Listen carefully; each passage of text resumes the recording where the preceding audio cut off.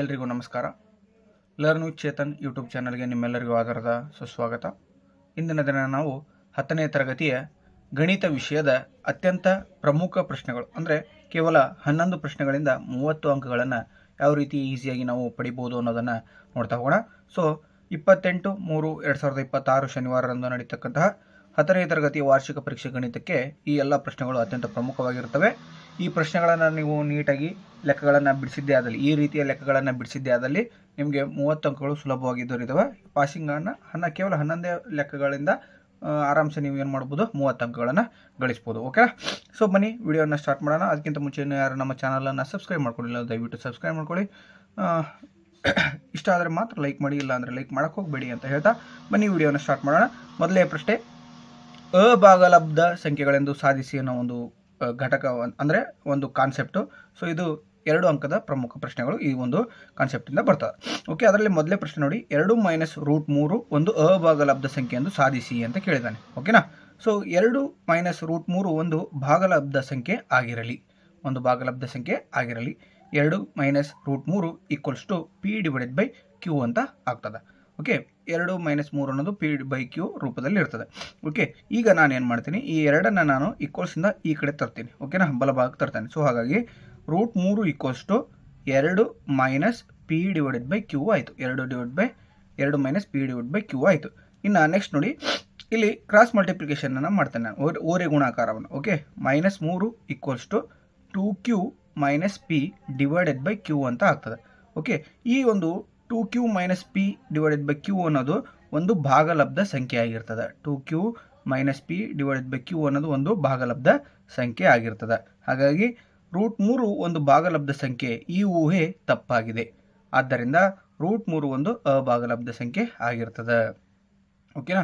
So 2 - √3 ಕೂಡ ಒಂದು ಅಭಾಗಲಬ್ಧ ಸಂಖ್ಯೆ ಆಗಿರ್ತದೆ. ನೋಡ್ರಿ, √3 ಒಂದು ಭಾಗಲಬ್ಧ ಸಂಖ್ಯೆ ಅನ್ನೋದು ಈ ಊಹೆ ಏನಾಗ್ತದಪ್ಪ ಅಂದರೆ ನಮಗೆ ತಪ್ಪಾಗ್ತದೆ. ಸೊ ಹಾಗಾಗಿ √3 ಒಂದು ಅಭಾಗಲಬ್ಧ ಸಂಖ್ಯೆನೇ ಆಗಿರ್ತದೆ. ಸೊ √3 ಅಭಾಗಲಬ್ಧ ಸಂಖ್ಯೆ ಆದರೆ ಆಟೋಮೆಟಿಕ್ಲಿ ಏನಾಗ್ತದೆ, 2 - √3 ಕೂಡ ಏನಾಗ್ತದಪ್ಪ ಅಂದರೆ ಒಂದು ಅಭಾಗಲಬ್ಧ ಸಂಖ್ಯೆ ಆಗ್ತದೆ. ಓಕೆನಾ. ಅದೇ ರೀತಿ ಇದು 2 ಅಂಕದ ಪ್ರಶ್ನೆ ಆಯಿತು ಮೇಲಿದು. ಹೌದಾ, ಇದು 2 ಅಂಕದ ಪ್ರಶ್ನೆ. ಅಕಸ್ಮಾತ್ 3 ಅಂಕದ ಪ್ರಶ್ನೆ ಕೊಟ್ಟರೆ ಯಾವ ರೀತಿ ಕೇಳ್ತಾನೆ ಅಂದರೆ ಕೇವಲ ಒಂದು ಸಂಖ್ಯೆಯನ್ನು ಮಾತ್ರ ಕೊಡ್ತಾನೆ. ಓಕೆನಾ. ಸೊ √3 ಒಂದು ಅಭಾಗಲಬ್ಧ ಸಂಖ್ಯೆ ಎಂದು ಸಾಧಿಸಿ ಅಂತ ಕೇಳ್ತಾನೆ.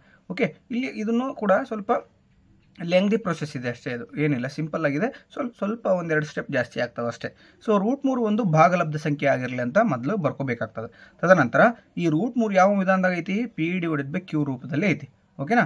ಅದನ್ನು ನಾನೇನು ಮಾಡ್ತೀನಿ, √3 × Q = P ಅಂತ ತಗೋತೀನಿ. ಓಕೆ, √3 × Q = P ಅಂತ. ಸೊ ಈ ಒಂದು Q ಅನ್ನು ನಾನು ಏನು ಮಾಡ್ತೀನಿ, ಈಕ್ವಲ್ಸಿಂದ ಎಡಭಾಗಕ್ಕೆ ಹಾಕ್ತಾನೆ. ಓಕೆನಾ. ಅವಾಗ √3 × Q = P ಅಂತ ಆಯಿತು. ಇದನ್ನೇನು ಮಾಡ್ತಾನೆ, ಈ ಒಂದು ಸಮೀಕರಣವನ್ನು ವರ್ಗವನ್ನು ಮಾಡ್ತಾನೆ, ಅಂದರೆ ಇದಕ್ಕೆ ವರ್ಗವನ್ನು ಹಾಕ್ತಾನೆ. ಇವಾಗ ನೋಡಿ, ಇಲ್ಲಿ √3 ಇರೋದು ವರ್ಗವನ್ನು ಹಾಕಿದರೆ ಸೊ ಇಲ್ಲಿ ಏನಾಗ್ತದೆ, ಸ್ಕ್ವೇರ್ ರೂಟ್ ಗೆಟ್ ಕ್ಯಾನ್ಸಲ್ ಆಗಿ 3 ಅಷ್ಟೇ ಉಳಿತದೆ.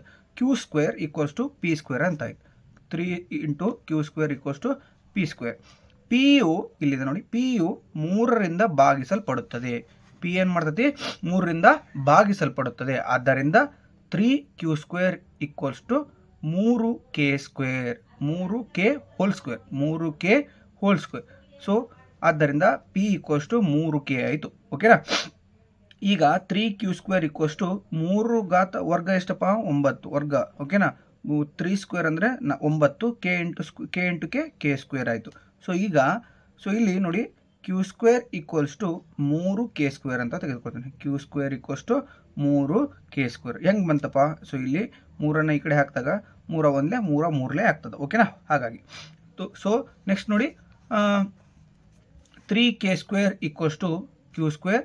ಇಲ್ಲಿ Q 3ರಿಂದ ಭಾಗಿಸಲ್ಪಡ್ತದೆ. Q ಏನಾಗ್ತದಪ್ಪ, 3ರಿಂದ ಭಾಗಿಸಲ್ಪಡ್ತದೆ. ಆದ್ದರಿಂದ P/Q ಕೂಡ 3ರಿಂದ ಭಾಗಿಸಲ್ಪಡುತ್ತದೆ. ಹಾಗಾಗಿ P/Q ಒಂದು ಭಾಗಲಬ್ಧ ಸಂಖ್ಯೆ ಆಗಿರ್ತದೆ. P/Q ಒಂದು ಭಾಗಲಬ್ಧ ಸಂಖ್ಯೆ ಆಗ್ತದೆ.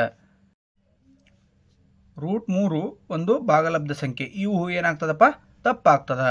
ಆದ್ದರಿಂದ √3 ಒಂದು ಅಭಾಗಲಬ್ಧ ಸಂಖ್ಯೆ ಆಗ್ತದೆ ಅಂತ ಬರೆದ್ರೆ ನಿಮಗೆ 3 ಅಂಕಗಳು ದೊರೀತವೆ. ಹಾಗಾದರೆ ಈಗ ನಿಮ್ಮ ತಯಾರಿಗೋಸ್ಕರ ನೀವು ಪ್ರಾಕ್ಟೀಸ್ ಮಾಡಿ. √2 √5 ಅನ್ನೋದು ಇವು 2 3 ಅಂಕದ ಪ್ರಶ್ನೆಗಳು.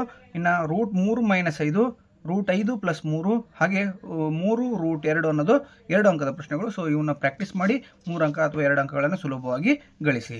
ಇನ್ನು ನೆಕ್ಸ್ಟ್ ಏನಪ್ಪ ಅಂದ್ರೆ ಕಾನ್ಸೆಪ್ಟು ವರ್ಜಿಸುವ ವಿಧಾನ ಅಂತ ಇದೆ. ಸೊ ಈ ವರ್ಜಿಸುವ ವಿಧಾನದಿಂದ 2 ಅಂಕದ ಪ್ರಮುಖ 2 ಅಂಕಗಳ ಒಂದು ಪ್ರಶ್ನೆ ಬರ್ತದೆ. ಓಕೆನಾ. ಸೊ ಇಲ್ಲಿ ವಾರ್ಷಿಕ ಪರೀಕ್ಷೆ ಹೋದ ವರ್ಷದಲ್ಲಿ ಬಂದಂಥ ವಾರ್ಷಿಕ ಪರೀಕ್ಷೆಯಲ್ಲಿ ಬಂದಂಥ ಒಂದು ಪ್ರಶ್ನೆಯನ್ನು ತೆಗೆದುಕೊಂಡು ಬಂದಿದ್ದೆ ನಾನು. ಈಸಿಯಾಗಿದೆ.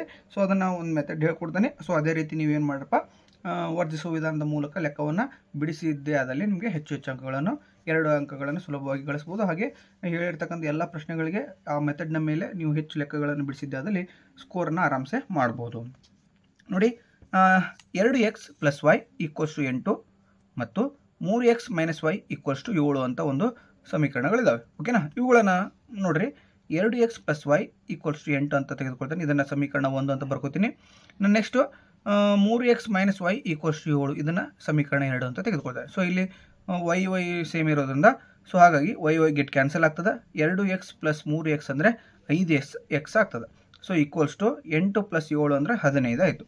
ಓಕೆನಾ. 5x = 15 ಆನ್ಸರ್ ಬಂತು.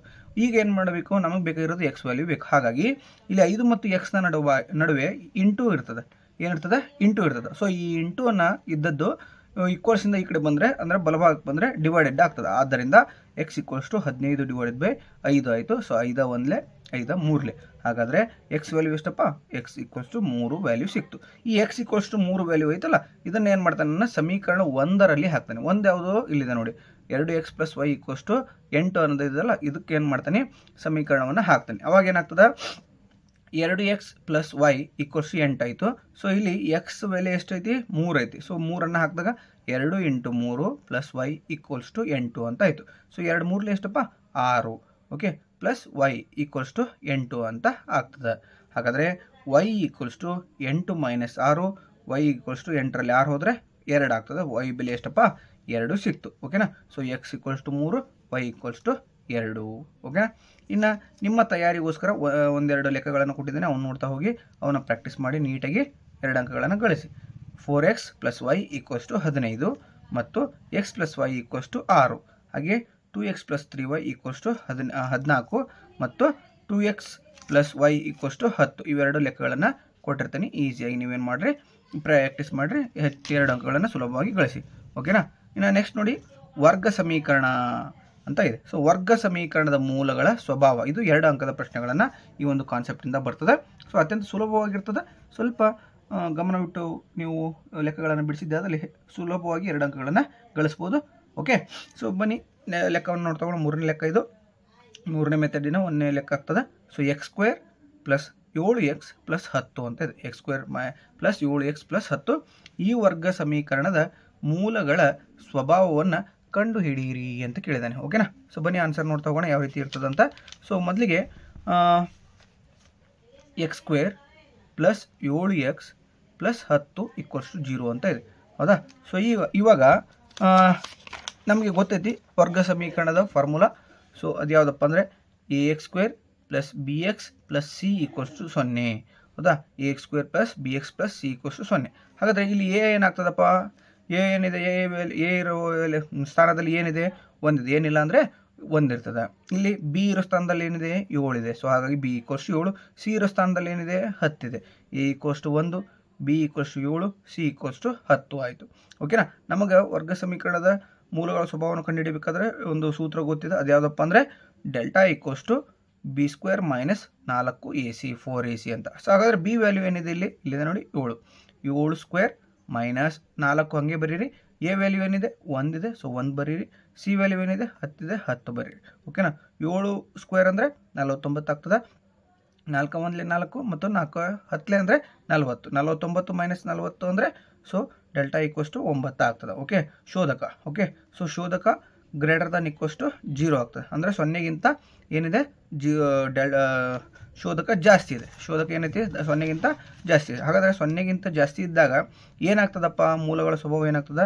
ದತ್ತ ಸಮೀಕರಣವು ಭಿನ್ನ ಮತ್ತು ವಾಸ್ತವ ಮೂಲಗಳನ್ನು ಹೊಂದಿದೆ. ಭಿನ್ನ ಮತ್ತು ವಾಸ್ತವ ಮೂಲಗಳನ್ನು ಹೊಂದಿರ್ತದೆ.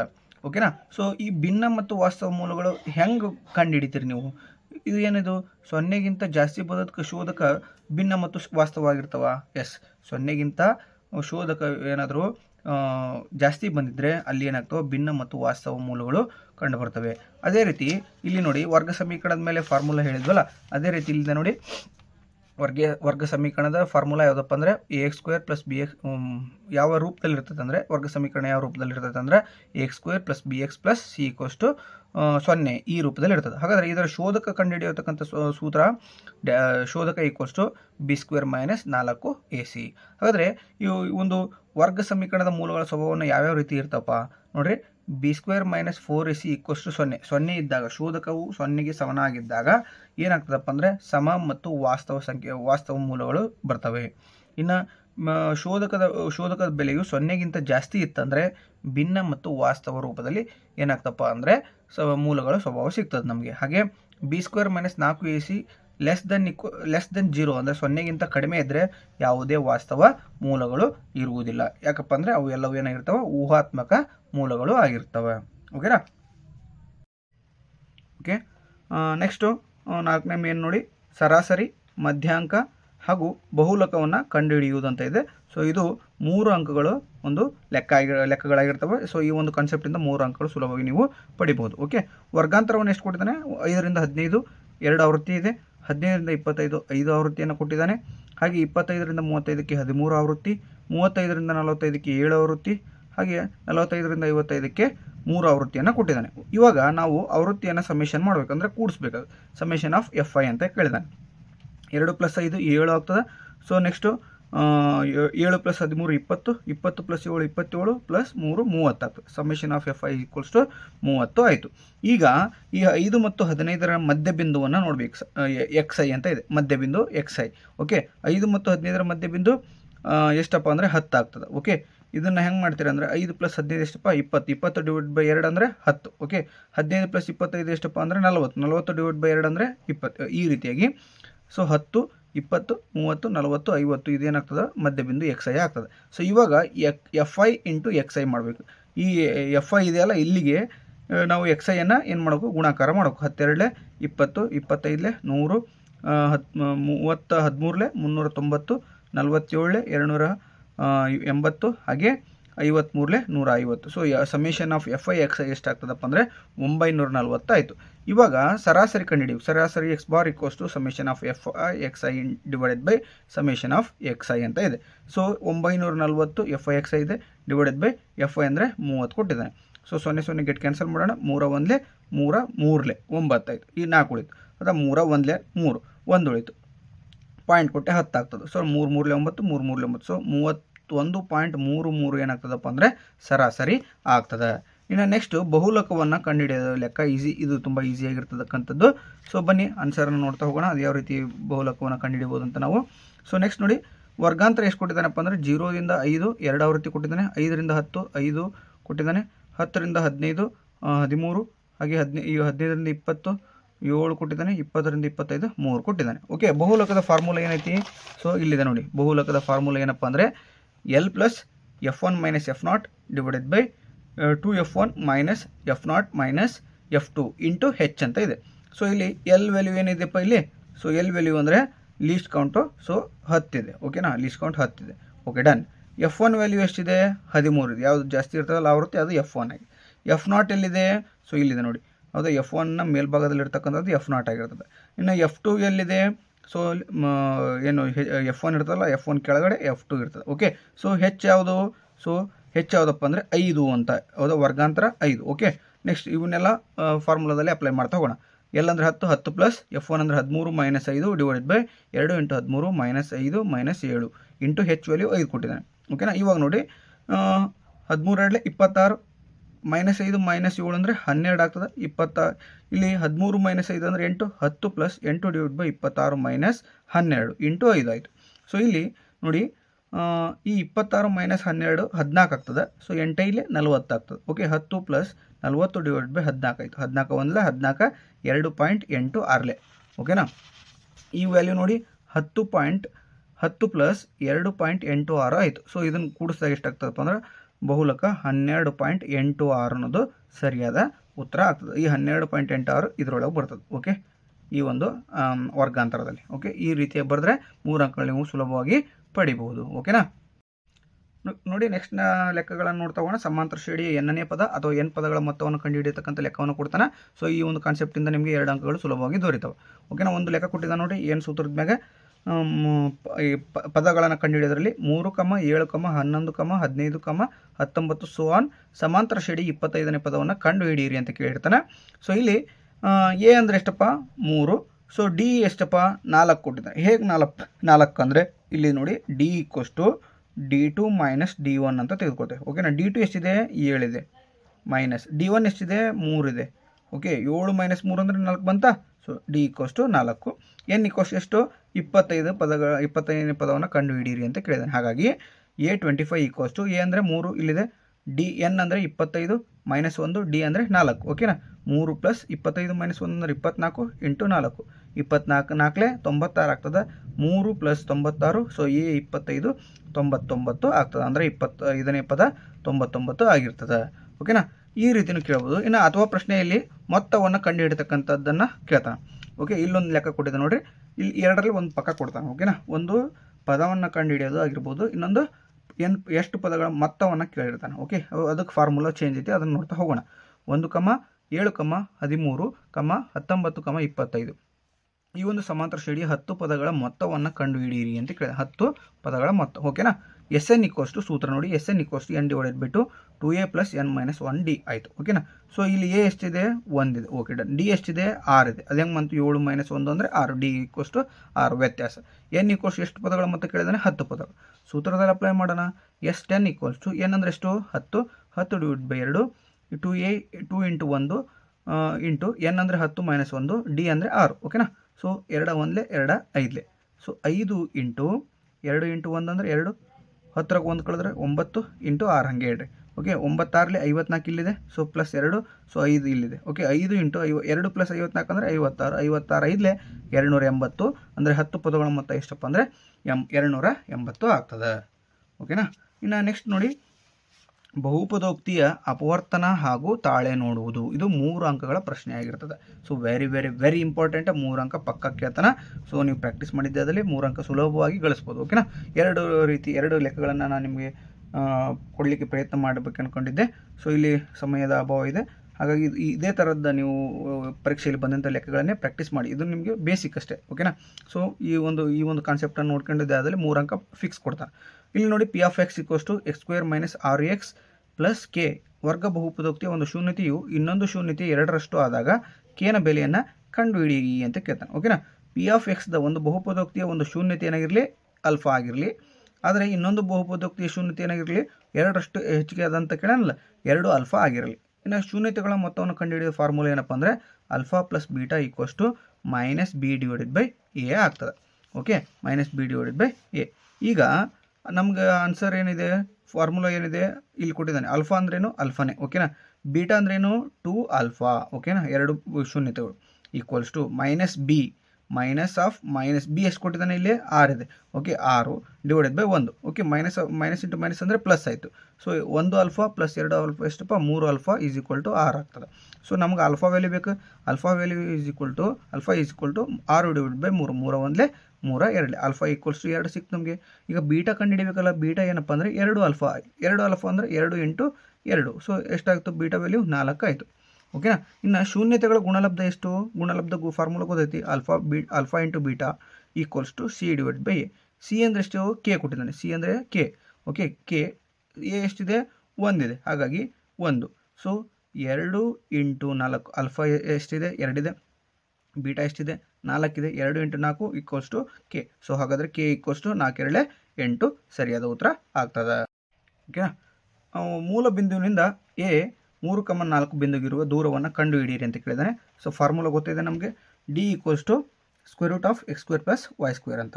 ಎಕ್ಸ್ ವ್ಯಾಲ್ಯೂ ಏನಿದೆ 3 ಇದೆ, 3² + y ವ್ಯಾಲ್ಯೂ ಏನಿದೆ 4, 4² ಸೊ 3² ಅಂದರೆ 9, 4² ಅಂದರೆ 16. ಓಕೆನಾ. √9 + 16 ಅಂದರೆ √25. 25ರ ವರ್ಗಮೂಲ ಎಷ್ಟಪ್ಪ? D = 5 ಮಾನಗಳು. ಈ ರೀತಿಯಾಗಿ ಕೇಳಿದರೆ ಇಷ್ಟ 2 ಅಂಕ ಈಸಿಯಾಗಿದೆ. ಇನ್ನು ಅಥವಾ ಪ್ರಶ್ನೆ ಕೇಳ್ತಾನೆ. ಯಾವ ರೀತಿ ಕೇಳ್ತಾನೆ ಅದನ್ನು ನೋಡ್ತಾ ಹೋಗೋಣ. ಓಕೆನಾ. ಇಲ್ಲಿ ನೋಡಿ, ದೂರದ ಸೂತ್ರ ಇದು ಮೂಲ ಬಿಂದು ಸೂತ್ರ. ಮೇಲಿದು ಮೂಲ ಬಿಂದು ಸೂತ್ರ ಆಗೈತಿ. x² + y² √(x² + y². ಇದು ದೂರ ಸೂತ್ರ. ಓಕೆ, 2 ನಿರ್ದೇಶಾಂಕ ಬಿಂದುಗಳನ್ನು ಕೊಟ್ಟಿರ್ತಾನೆ. ಓಕೆನಾ. ಸೊ ಎ ಆಫ್ 5,4 ಮತ್ತು ಬಿ ಆಫ್ 7,-2 ನಿರ್ದೇಶಾಂಕ ಬಿಂದುಗಳಿರುವ ದೂರವನ್ನು ಕಂಡುಹಿಡಿಯಿರಿ ಅಂತ ಕೇಳಿದಾನೆ. ಓಕೆ, ಸೂತ್ರ ಏನೈತಿ, d equals to square root of x2 - x1 whole square plus y2 - y1 whole square. ಓಕೆನಾ. ಇದನ್ನು ವ್ಯಾಲ್ಯೂವನ್ನು ಸಬ್ಸ್ಟಿಟ್ಯೂಟ್ ಮಾಡ್ತಾ ಹೋಗೋಣ. x2 ಅಂದರೆ ಎಷ್ಟು, 7, x1 ಅಂದರೆ ಎಷ್ಟು, 5. ಓಕೆನಾ, ಸ್ಕ್ವೇರ್ ರೂಟ್ ಪ್ಲಸ್ y2 ಅಂದರೆ ಎಷ್ಟು, -2, y1 ಅಂದರೆ ಎಷ್ಟು, -4 ಹೋಲ್ ಸ್ಕ್ವೇರ್. ಓಕೆ, ಸೊ 7 - 5 ಅಂದರೆ ಎಷ್ಟು, 2 ಹೋಲ್ ಸ್ಕ್ವೇರ್ ಪ್ಲಸ್ -2 -4 ಅಂದರೆ -6 ಹೋಲ್ ಸ್ಕ್ವೇರ್. ಓಕೆನಾ, ಸ್ಕ್ವೇರ್ ರೂಟ್ ಹಾಗೆ ಇರ್ತದೆ. ಇನ್ನು ಸ್ಕ್ವೇರ್ ರೂಟ್ ಆಫ್ 4 2 ವರ್ಗ 4 -6 ವರ್ಗ 36. 4 + 36 ಅಂದರೆ ಎಷ್ಟಪ್ಪ, ಸ್ಕ್ವೇರ್ ರೂಟ್ ಆಫ್ 40 ಆಯಿತು. ಈ 40 ನಾನು ಹೇಗೆ ಬರ್ಕೋತೀನಿ, 4 × 10 ಅಂತ ಬರ್ಕೋತೀನಿ. ಸೊ ಹಾಗಾಗಿ ಡಿ ಈಕ್ವಲ್ಸ್ ಟು ಈ 4 ಹೊರಗಡೆ ಸ್ಕ್ವೇರ್ ರೂಟಿಂದ ಹೊರಗೆ ತೆಗೆದಾಗ 2 × 10 ಸರಿಯಾದ ಉತ್ತರ ಆಗ್ತದೆ. ನೆಕ್ಸ್ಟು ಸಂಭವನೀಯತೆ ಮೇಲಿನ ಪ್ರಶ್ನೆಗಳು ಬರ್ತದೆ. 3 ಅಂಕದ ಪಕ್ಕಾ ಪ್ರಶ್ನೆ, ವೆರಿ ವೆರಿ ಇಂಪಾರ್ಟೆಂಟ್. ಸೊ 3 ಅಂಕವನ್ನು ಮಿಸ್ ಮಾಡ್ಕೋಬೇಡಿ, ಪ್ರಾಕ್ಟೀಸ್ ಮಾಡಿ. ಸೊ ಅತ್ಯಂತ ಸುಲಭವಾದಂಥ ಲೆಕ್ಕಗಳು ಇದಾಗಿರ್ತವೆ. ಸೊ ಪ್ರಾಕ್ಟೀಸ್ ಮಾಡಿದ್ದದಲ್ಲಿ ನಿಮಗೆ 3 ಅಂಕ ಸುಲಭವಾಗಿ ದೊರೀತದೆ. ಒಂದು ಪೆಟ್ಟಿಗೆಯಲ್ಲಿ 2 ಕೆಂಪು ಚೆಂಡುಗಳು, 4 ಬಿಳಿ ಹಾಗೂ 6 ಹಸಿರು ಚೆಂಡುಗಳಿವೆ. ಕೈ ಹಾಕಿ ಯಾದೃಚ್ಛಿಕವಾಗಿ ಒಂದು ಚೆಂಡು ತೆಗೆದಾಗ, ಅದರಲ್ಲಿ ಈ ಕ್ವಶನ್ ನೋಡಿ, ಹಸಿರು ಚೆಂಡು ಬರುವ, ಒಂದನೇ ಪ್ರಶ್ನೆ. ಎರಡನೇ ಪ್ರಶ್ನೆ, ಬಿಳಿ ಚೆಂಡು ಆಗಿಲ್ಲದ ಅಂದರೆ ಬರದೇ ಇರತಕ್ಕಂಥದ್ದು. ಪ್ರಶ್ನೆ ಸಿ, ಕೆಂಪು ಚೆಂಡು ಬರುವ ಸಂಭವನೀಯತೆಯನ್ನು ಕಂಡುಹಿಡಿಯಿರಿ ಅಂತ ಕೇಳ್ಯಾರ. ಓಕೆನಾ. ಸೊ ಇಲ್ಲಿ ಫಲಿತಗಣ ಎಷ್ಟದವು ಅಂತ ನೋಡಬೇಕಾಗ್ತದೆ. ಮೊದಲಿಗೆ ಫಲಿತಗಣ ಅಂದರೆ ಎಷ್ಟು, ಟೋಟಲ್ ಸಂಭವನೀಯತೆ ಎಸ್ ಈಕ್ವಲ್ಸ್ ಟು 2 ಕೆಂಪು ಚೆಂಡದವು, 4 ಬಿಳಿ ಚೆಂಡದವು, 6 ಹಸಿರು ಚೆಂಡದವು. ಒಟ್ಟು ಟೋಟಲ್ ಎಷ್ಟಪ್ಪ, 12 ಚೆಂಡುಗಳು. ಅದು 6 + 4 10, 10 + 2 12. N of S equals to 12 ಅಂದರೆ ಫಲಿತಾಂಶಗಳು ಎಷ್ಟಪ್ಪ, ಕನ್ಫರ್ಮ್ ಎಷ್ಟು, 12. ಸೊ ಒಂದನೇ ಕ್ವಶನ್ ನೋಡಿ, ಎ ತೆಗೆದ ಚೆಂಡು ಹಸಿರು ಆಗಿರುವುದು, ಹಸಿರು ಆಗದಿದು ಎಷ್ಟೈತಿ, n of A equals to 6. N of A equals to 6. ಓಕೆನಾ. So n of P of A equals to n of A divided by n of S ಅಂತ ಆಗ್ತದೆ. Okay, n of S. So ಇಲ್ಲಿ ನೋಡಿ, ಯಾಕಂದ್ರೆ 6 ಹಸಿರು ಇದಾವೆ, 6 / 12, 6 1 6 2. So 1/2 ಹಸಿರು ಚೆಂಡು ತೆಗೆಯತಕ್ಕಂತಹ ಸಂಭವನೀಯತೆ ಆಯಿತು. ಇನ್ನು ಎರಡನೇದು ನೋಡಿ, ಬಿ ತೆಗೆದ ಚೆಂಡು ಬಿಳಿ ಆಗಿಲ್ಲದಿರುವುದು ಅಂತ ಕೇಳಿದಾನೆ. ಬಿಳಿ ಆಗಿಲ್ಲದಿರುವುದು, N of A equals to 8. ಬಿಳಿ ಆಗಿಲ್ಲ ಅಂತ ಕೇಳಿದಾನೆ. ಬಿಳಿ ಎಷ್ಟೈತಿ, 4 ಬಿಳಿ ಐತಿ. ಓಕೆ, 4 12 4 ಕಳೆದ್ರೆ 8. ಸೊ 8 ಚೆಂಡುಗಳಲ್ಲಿ ಬಿಳಿ ಆಗಿಲ್ಲದಿರುವುದು ಯಾವ್ದಾರು ಆಗಿರ್ಬೋದು. N of A equals to 8 ಆಯಿತು. ಈಗ ನೆಕ್ಸ್ಟ್ ನೋಡಿ, ತೆಗೆದ ಚೆಂಡು ಬಿಳಿ ಆಗಿಲ್ಲದ ಸಂಭವನೀಯತೆ ಏನಪ್ಪ, P of A equals to n of B divide by n of S. N of B ಅಂದರೆ 8, ಎನ್ ಆಫ್ ಎಸ್ ಅಂದರೆ ಟೋಟಲ್ಲು 12. 4 2 4 3. ಸೊ 2/3 ಆಯಿತು. ಓಕೆ, 2/3 ಏನಿದು, ಬಿಳಿಯ ಚೆಂಡು ಆಗಿಲ್ಲದ ಸಂಭವನೀಯತೆ. ಓಕೆನಾ. ಇನ್ನು ನೆಕ್ಸ್ಟ್ ಸಿ ನೋಡಿ, ತೆಗೆದ ಚೆಂಡು ಕೆಂಪು ಆಗಿರುವುದು. So n of C is equal to 2. So ತೆಗೆದ ಚೆಂಡು ಕೆಂಪು ಆಗಿರೋ ಸಂಭವನೀಯತೆ ಏನಪ್ಪ ಅಂದರೆ P of C is equal to n of C divide by n of S. 2/6 ಅಂದರೆ 2 1 2 6. ಸೊ ಸಂಭವನೀಯತೆ ಎಷ್ಟಪ್ಪ ಅಂದರೆ 1/6 ಆಗ್ತದೆ. ಇಷ್ಟು ಬರೆದ್ರೆ ನಿಮ್ಮ 3 ಅಂಕ ಸುಲಭವಾಗಿ ಸಿಗ್ತದೆ. ಇನ್ನು ಮುಂದಿನ ಕಾನ್ಸೆಪ್ಟ್ ನೋಡಿ, ಈಸಿಯಾಗಿರ್ತಕ್ಕಂಥ ಕಾನ್ಸೆಪ್ಟು, ಲಸ ಮತ್ತು ಮಸವನ್ನು ಕಂಡುಹಿಡಿಯೋದು ಆಗಿರ್ತದೆ. ಸೊ ಇದು 2 ಅಂಕದ ಪ್ರಶ್ನೆ, ಪ್ರಮುಖ ಪ್ರಶ್ನೆ. ಸೊ ಅದರಲ್ಲಿ ಒಂದು ಎಕ್ಸಾಂಪಲ್ ಕೊಟ್ಟಿರ್ತಾನೆ ನೋಡಿ. 9ನೇ ಪ್ರಶ್ನೆ, 26 ಮತ್ತು 91 ಲಸ ಮತ್ತು ಮಸವನ್ನು ಕಂಡುಹಿಡಿಯಿರಿ ಅಂತ ಇದೆ. ಸೊ 26 ನಾನು 2 × 13, 2 13 26 ಆಗ್ತದೆ. ಇನ್ನು 91 7 13 ಅಂದರೆ 13 7 91 ಆಗ್ತದೆ. ಸೊ ಇಲ್ಲಿ ಮಸ ಏನಪ್ಪ ಇದೆ, 13 ಇದೆ. ಓಕೆನಾ. ಇನ್ನು ಲಸ ಯಾವುದಪ್ಪ, 2 × 7 × 13 ಎಷ್ಟಾಗ್ತದೆ, ಲಸ 182 ಆಯಿತು. ಹಾಗಾದರೆ ನಾವು ಮಾಡಿರ್ತಕ್ಕಂಥ ಲೆಕ್ಕ ಸರಿ ಆಯಿತು ಇಲ್ಲ ನೋಡ್ತಾ ಹೋಗೋಣ. ಸೊ ತಾಳೆ ನೋಡುವುದು ಅಂತ ಕೇಳ್ತಾನೆ. ಸೊ ಇದನ್ನು ನೋಡಲೇಬೇಕಾಗ್ತದೆ, 2 ಅಂಕ. ಸೊ ಎ × ಬಿ ಸೂತ್ರ, ಎ ಬಿ ಅಂದರೆ ಇವೆರಡು equals to H × L. Okay, H C F ಮತ್ತು L C M. So 26 × 91 equals to 13 × 182. Okay, ಇದು 26 × 91 ಮಾಡಿದರೆ 2366 ಮತ್ತು 13 × 182 ಮಾಡಿದರೆ ಕೂಡ 2366 ವ್ಯಾಲ್ಯೂ ಆಗ್ತದೆ. ಹಾಗಾದರೆ ಏನು L H S is equal to R H S ಆಯ್ತದೆ. ಇನ್ನು ನಿಮಗಾಗಿ 2 ಲೆಕ್ಕಗಳನ್ನು ಕೊಟ್ಟಿರ್ತೀನಿ, ಅವನ್ನ ಪ್ರಾಕ್ಟೀಸ್ ಮಾಡಿ. 92 ಮತ್ತು 510, ಇನ್ನು 54 ಮತ್ತು 336 ಆಗಿರ್ತದೆ. ಓಕೆನಾ. ನಕ್ಷಾ ವಿಧಾನದಿಂದ ನಾವು ಗ್ರಾಫನ್ನು ರಚಿಸ್ತಕ್ಕಂತಹ ಒಂದು ಪ್ರಶ್ನೆ ಬರ್ತದೆ. ಇಲ್ಲಿ ಒಟ್ಟು 4 ಅಂಕಗಳು ಪಕ್ಕ ಬರ್ತದೆ. ಸೊ ಬನ್ನಿ ಅದನ್ನು ನೋಡ್ತಾ ಹೋಗೋಣ. ಇಲ್ಲಿ ನೋಡಿ 2024 ವಾರ್ಷಿಕ ಪರೀಕ್ಷೆಯಲ್ಲಿ ಬಂದಂತಹ ಒಂದು ಪ್ರಶ್ನೆ ಕೊಟ್ಟಿರ್ತಾನೆ. ಸೊ ಇಲ್ಲಿ 2x + y = 8, x + y = 5 ಆಯಿತು. ಓಕೆನಾ. ಸೊ ಇದನ್ನು x ವ್ಯಾಲ್ಯೂ 4 ತೊಗೊಂಡಾಗ y ವ್ಯಾಲ್ಯೂ 0 ಬರ್ತದೆ. ಹಾಗೆ x ವ್ಯಾಲ್ಯೂ 3 ತೊಗೊಂಡಾಗ y ವ್ಯಾಲ್ಯೂ 2, ಹಾಗೆ 2ನ್ನು x ವ್ಯಾಲ್ಯೂ 2 ತೊಗೊಂಡಾಗ y ವ್ಯಾಲ್ಯೂ 4 ಸಿಗ್ತದೆ. ಓಕೆ, ಅದೇ ರೀತಿ 2 ರೇಖಾತ್ಮಕ ಸಮೀಕರಣಗಳ ಜೋಡಿ ಆಗಿರೋದ್ರಿಂದ ಇಲ್ಲಿ ಸೊ 2 ಸಮೀಕರಣಗಳು ಇರ್ತವೆ. ಹಾಗಾಗಿ x + y = 5 ತೆಗೆದುಕೊಡ್ತಾ 5 ಸಮೀಕರಣ ಇದೆ. x 0 ತೊಗೊಂಡಾಗ y 5 ಆಗ್ತದೆ, x 3 ತೊಗೊಂಡಾಗ y 2 ಆಗ್ತದೆ, ಹಾಗೆ x 5 ತೊಗೊಂಡಾಗ y 0 ಆಗ್ತದೆ. ಸೊ ಇದನ್ನು ನಕ್ಷೆ ವಿಧಾನದಿಂದ ನೀಟಾಗಿ ಬಿಡಿಸಿದ್ದೆ ಆದಲ್ಲಿ ನಿಮಗೆ 4 ಅಂಕಗಳು ಸುಲಭವಾಗಿ ದೊರೀತವೆ. ಓಕೆ, ಅದೇ ರೀತಿ ಇನ್ನೊಂದು ಸಮೀಕರಣದ ಕೊಟ್ಟಿರ್ತಾರೆ ನೋಡಿ, x + y = 4 ಆಗ್ತದೆ ಮತ್ತು 2x + y = 7 ಆಗ್ತದೆ. ಸೊ ಇವು ಎರಡನ್ನು ಸಮೀಕರಣ ಕೊಟ್ಟಿದ್ದಾನೆ. ಸೊ ಇದನ್ನು ಪ್ರಾಕ್ಟೀಸ್ ಮಾಡಿ 4 ಅಂಕಗಳನ್ನು ಸುಲಭವಾಗಿ ಗಳಿಸಿ. ಅದೇ ರೀತಿ ಇನ್ನೊಂದು ನಿಮಗೆ ಸಮೀಕರಣ ಕೊಡ್ತೀನಿ, ಗ್ರಾಫ್ ಮೂಲಕ ರಚಿಸಿ ಅಂತ ಹೇಳ್ತೀನಿ. ಓಕೆನಾ. 2x + y = 8 ಮತ್ತು x - y = 1 ಇವೆರಡನ್ನು ನೀವು ಪ್ರಾಕ್ಟೀಸ್ ಮಾಡಿದ್ದೆ ಆದಲ್ಲಿ 4 ಅಂಕಗಳನ್ನು ನೀವು ಸುಲಭವಾಗಿ ಪಡಿಬಹುದು. ಇನ್ನು ನೆಕ್ಸ್ಟ್ ನೋಡ್ತಾ ಹೋಗೋಣ. ಸೊ ಇಲ್ಲಿ ತ್ರಿಭುಜಗಳ ಮೇಲಿನ ಪ್ರಮೇಯಗಳು ಅಂತ ಇದೆ. ಸೊ 4 ಅಂಕಗಳು ಪ್ರಮುಖವಾಗಿ ಬರ್ತವೆ ನಿಮಗೆ, ವೆರಿ ಇಂಪಾರ್ಟೆಂಟ್. ಓಕೆ, ಥೇಲ್ಸ್ನ ನಿಯಮ ಇರ್ತದೆ, ಮೂಲ ಸಮಾನುಪಾತದ ಥೇಲ್ಸ್ ನಿಯಮ ಅಂತ ಕರಿತೀವಿ ಇದಕ್ಕೆ. ಹೇಳಿಕೆ ಏನು ಹೇಳ್ತಾನಪ್ಪ, ತ್ರಿಭುಜದ ಯಾವುದೇ ಒಂದು ಬಾಹುವಿಗೆ ಎಳೆದ ಸಮಾಂತರ ರೇಖೆಯು ಉಳಿದೆರಡು ಬಾಹುಗಳನ್ನು ಸಮಾನುಪಾತದಲ್ಲಿ ವಿಭಾಗಿಸುತ್ತದೆ ಅನ್ನೋದು ಒಂದಾಗ್ತದೆ. ಓಕೆನಾ. ಸೊ ಈ ಚಿತ್ರ ಈ ರೀತಿಯಾಗಿ ನೀವು ರಚನೆ ಮಾಡಬೇಕಾಗ್ತದೆ. ರೇಖಾಚಿತ್ರ ದತ್ತ ಕೊಡ್ತಾನೆ, ದತ್ತ ತ್ರಿಭುಜ ABCಯಲ್ಲಿ DE ಸಮಾಂತರ BC ಆಗ್ತದೆ. ಹಾಗೆ ಸಾಧನೆಯ AD / BD = AE / CE ಆಗ್ತದೆ. ಇಲ್ಲಿ ರಚನೆ ಏನು ಮಾಡೋಕೆ ನೀವು EM perpendicular to AD, okay, ಮತ್ತು DN ಪರ್ಪೆಂಡಿಕ್ಯುಲರ್ ಟು AE ಅಂತ ಹೇಳಿದಿದೆ. B ಮತ್ತು CDಗಳನ್ನು ಸೇರಿಸಿದೆ ಅಂತ ನೀಟಾಗಿ ಬರಿಬೇಕು. ಇನ್ನು ಸಾಧನೆ ನೋಡಿ ತ್ರಿಭುಜ ADE ಮತ್ತು ತ್ರಿಭುಜ BDEಗಳಲ್ಲಿ ಅಂತ ತೆಗೆದುಕೊಂಡು ತ್ರಿಭುಜ ADE / ತ್ರಿಭುಜ BDE ಅಂತ ತೆಗೆದುಕೊಂಡು ನಾವೇನು ಮಾಡಬೇಕಾಗ್ತದೆ, ಇಲ್ಲಿ 1/2 AD × EM / 1/2 × BD × EM ಅಂತ. ಸೊ EM ಮತ್ತು ಅರ್ಧ ಗೆಟ್ ಕ್ಯಾನ್ಸಲ್ ಆಗ್ತದೆ. ಸೊ ನಮ್ಗೆ ಉಳಿದದ್ದೇನು AD / BD, ಇದು ಸಮೀಕರಣ. ಇದನ್ನು 1 ಅಂತ ಕನ್ಸಿಡರ್ ಮಾಡ್ಕೊಳ್ಳಿ. ಇನ್ನು ತ್ರಿಭುಜ 2ನೇ ತೊಗೊಳ್ಳೋಣ. ತ್ರಿಭುಜ AED ಮತ್ತು ತ್ರಿಭುಜ CDEಗಳಲ್ಲಿ ಇದೇ ರೀತಿ ಅಪ್ಲೈ ಮಾಡಿದಾಗ ನಮಗೇನು ಸಿಗ್ತದಪ್ಪ, AE ಮತ್ತು CE ಅಪ್ಲಿಕೇಶನ್ ಸಿಗ್ತದೆ. ಇದನ್ನು ನಾವು 2 ಅಂತ ಕನ್ಸಿಡರ್ ಮಾಡಿ, ಮತ್ತು 1 ಮತ್ತು 2 ಕನ್ಸಿಡರ್ ಮಾಡಿದಾಗ ನಮಗೆ AD / BD = AE / CE ಆಗ್ತದೆ. ಸೊ ಆದ್ದರಿಂದ ತ್ರಿಭುಜ BD ವಿಸ್ತೀರ್ಣ = ತ್ರಿಭುಜ CD ವಿಸ್ತೀರ್ಣ ಆಗ್ತದೆ. ಯಾಕಂದರೆ ಅವು ಒಂದೇ ಪಾದ ಮತ್ತು ಒಂದೇ ಜೊತೆ ಸಮಾಂತರ ರೇಖೆಗಳ ನಡುವೆ ಇರ್ತವೆ. ಹಾಗಾಗಿ AD / BD = AE / CE ಅಂತ ಬರೆದ್ರೆ ನಮಗೆ 4 ಅಂಕಗಳು ಸುಲಭವಾಗಿ ದೊರೀತವೆ. ಇನ್ನು ಕೋನ ಗುಣ ನಿರ್ಧಾರಕ ಪ್ರಮೇಯ, ಇದು ವೆರಿ ಇಂಪಾರ್ಟೆಂಟು ಕೂಡ. ಎರಡರಲ್ಲಿ ಯಾವುದಾದ್ರು ಒಂದು ಕೇಳ್ತಾನೆ. ಸೊ ಹೇಳಿಕೆ ಏನಿದೆಪ್ಪ, 2 ತ್ರಿಭುಜಗಳ ಅನುರೂಪ ಕೋನಗಳು ಸಮನಾಗಿದ್ದರೆ ಅವುಗಳ ಅನುರೂಪ ಬಾಹುಗಳು ಸಮಾನುಪಾತದಲ್ಲಿರ್ತವೆ. ಆದ್ದರಿಂದ ಆ ತ್ರಿಭುಜಗಳು ಸಮರೂಪ ತ್ರಿಭುಜಗಳಾಗಿರ್ತವೆ ಅಂತ ಇದೆ. ಸೊ ಒಂದು ದೊಡ್ಡ ತ್ರಿಭುಜ ಇರ್ತದೆ, ಇನ್ನೊಂದು ಸಣ್ಣ ತ್ರಿಭುಜ ಇರ್ತದೆ. ಸೊ ಇದು ನೋಡಿಬಿಟ್ರೆ ಸಾಕು, ನಿಮಗೆ ಕೋನ ಪ್ರಮೇಯ ಅಂತ ತಿಳ್ಕೊಬೇಕು. 2 ತ್ರಿಭುಜಗಳು ಅಂತ ಬಂದ ತಕ್ಷಣ ನೀವು ಕೋನ ಅಂತ ತಿಳ್ಕೊಬೇಕಾಗ್ತದೆ. ಓಕೆನಾ.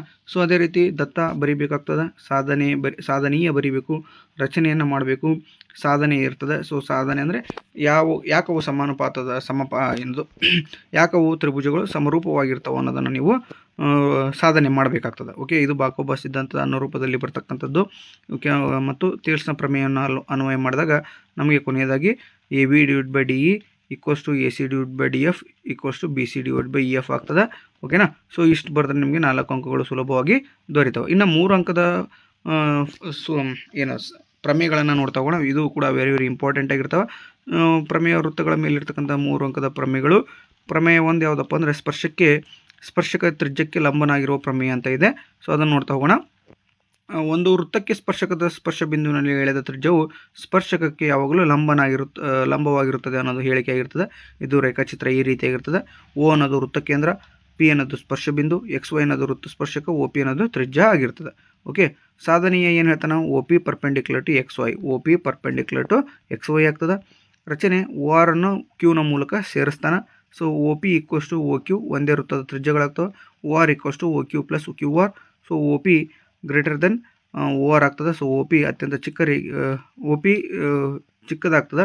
ಓ ಆರ್ ದೊಡ್ಡದಾಗ್ತದೆ, ಹಾಗೆ ಒ ಪಿ ಅತ್ಯಂತ ಚಿಕ್ಕ ರೇಖೆ ಆಗಿರೋದ್ರಿಂದ O P perpendicular to X Y ಅಂತ ವೃತ್ತ ಕೇಂದ್ರದಿಂದ ಸ್ಪರ್ಶಕಕ್ಕೆ ಎಳೆಯಬಹುದಾದ ರೇಖೆಗಳಲ್ಲಿ ಲಂಬವೇ ಅತ್ಯಂತ ಚಿಕ್ಕದಾಗಿರ್ತದೆ. ಇನ್ನು ವೃತ್ತಕ್ಕೆ ಎಳೆಯಬಹುದಾದ ಸ್ಪರ್ಶಗಳ ಸಂಖ್ಯೆ ಎಷ್ಟಪ್ಪ ಅಂತ ನೋಡ್ತಗೋಣ. ಇದನ್ನು ಬಾಹ್ಯ ಬಿಂದುವಿನಿಂದ ನಾವು 2 ಸ್ಪರ್ಶಗಳನ್ನು ಎಳೆಯಬಹುದು. ಪರಿಧಿಯ ಮೇಲಿರೋ ಒಂದು ಬಿಂದುವಿನಿಂದ ಕೇವಲ ಒಂದೇ ಸ್ಪರ್ಶಕವನ್ನು ಎಳೆಯಬಹುದು. ವೃತ್ತದ ಒಳಭಾಗದಿಂದ 0 ಮತ್ತು ವೃತ್ತ ಪರಿಧಿಯ ಮೇಲೆ ಅಂದರೆ ಅನಂತ ಇನ್ಫಿನಿಟಿ ಸ್ಪರ್ಶಗಳನ್ನು ನಾವು ಎಳೆಯಬಹುದು.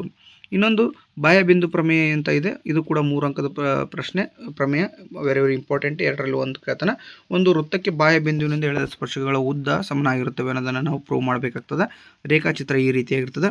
ಇಲ್ಲಿ ಓ ಅನ್ನೋದು ವೃತ್ತ ಕೇಂದ್ರ, ಪಿ ಅನ್ನೋದು ಬಾಹ್ಯ ಬಿಂದು ಇಲ್ಲಿದೆ, ಪಿ ಎ ಮತ್ತು ಪಿ ಬಿ ವೃತ್ತ ಸ್ಪರ್ಶಕಗಳಾಗಿರ್ತವೆ. ಅಷ್ಟೇ ಅಲ್ಲದೆ ಸಾಧನೆಯ ನೋಡಿ P A equals to P B ಅಂತ ಕನ್ಸಿಡರ್ ಮಾಡ್ತಾನೆ. ರಚನೆ ಈಸ್ ಈಕ್ವಲ್ ಟು ರಚನೆ ಒ ಎ ಒ ಬಿ ಮತ್ತು ಒ ಪಿಗಳನ್ನು ಸೇರಿಸಿದೆ ಅಂತ ಬರಿಬೇಕು. ಇನ್ನು ಸಾಧನೆ ತ್ರಿಭುಜ ಎ ಒ ಪಿ ಮತ್ತು ತ್ರಿಭುಜ ಬಿ ಒ ಪಿಗಳಲ್ಲಿ ಕೋನ ಎ ಈಕ್ವಲ್ಸ್ ಟು ಕೋನ ಬಿ ಲಂಬ ಕೋನಗಳಾಗಿರ್ತವೆ. ಒ ಪಿ ಮತ್ತು ಒ ಪಿ ಉಭಯ ಸಾಮಾನ್ಯ ಬಾಹುಗಳಾಗಿರ್ತವೆ. O A equals to O B ಒಂದೇ ವೃತ್ತದ ತ್ರಿಜ್ಯಗಳಾಗಿರ್ತವೆ. ಆದ್ದರಿಂದ ತ್ರಿಭುಜ ಎ ಒ ಪಿ ಸರ್ವಸಮ ತ್ರಿಭುಜ ಬಿ ಒ ಪಿ ಲಂಬ ವಿಭಾಜಕ ಬಾಹು ಲಂಬ ವಿಕರ್ಣ ಬಾಹು ಸಿದ್ಧಾಂತ ಆಗ್ತದೆ. P A equals to P B ಇದು ಸರಿಯಾದ ಉತ್ತರ ಆಗ್ತದೆ. ಓಕೆನಾ? ಇಷ್ಟು ಮಾಡಿದ್ದಾದಲ್ಲಿ ನಿಮಗೆ 3 ಅಂಕ ಸುಲಭವಾಗಿ ಸಿಗ್ತದೆ. ಸೊ ಇದಾಗಿತ್ತು ಇಂದಿನ ವಿಡಿಯೋ. ಇಂದಿನ ವಿಡಿಯೋದಲ್ಲಿ ನಾವು ನಿಮಗೆ ಪಾಸಿಂಗ್ ಪ್ಯಾಕೇಜ್ ಅಂದರೆ ಅತ್ಯಂತ ಕಡಿಮೆ ಪ್ರಶ್ನೆಗಳನ್ನು ಬಳಸಿಕೊಂಡು ಹೆಚ್ಚು ಅಂಕಗಳನ್ನು ಯಾವ ರೀತಿಯಾಗಿ ಪಡಿಬಹುದು ಅನ್ನೋದನ್ನು ನಾವು ಇಂದಿನ ವಿಡಿಯೋದಲ್ಲಿ ನಿಮಗೆ ತಿಳಿಸಿದ್ದೇವೆ. ಈ ವಿಡಿಯೋ ನಿಮಗೆ ಇಷ್ಟವಾಗಿದ್ದರೆ ದಯವಿಟ್ಟು ಲೈಕ್ ಮಾಡಿ, ಶೇರ್ ಮಾಡಿ, ಕಮೆಂಟ್ ಮಾಡಿ, ಹಾಗೆ ಸಬ್ಸ್ಕ್ರೈಬ್ ಮಾಡ್ಕೋದನ್ನು ಮಾತ್ರ ಮರಿಬೇಡಿ.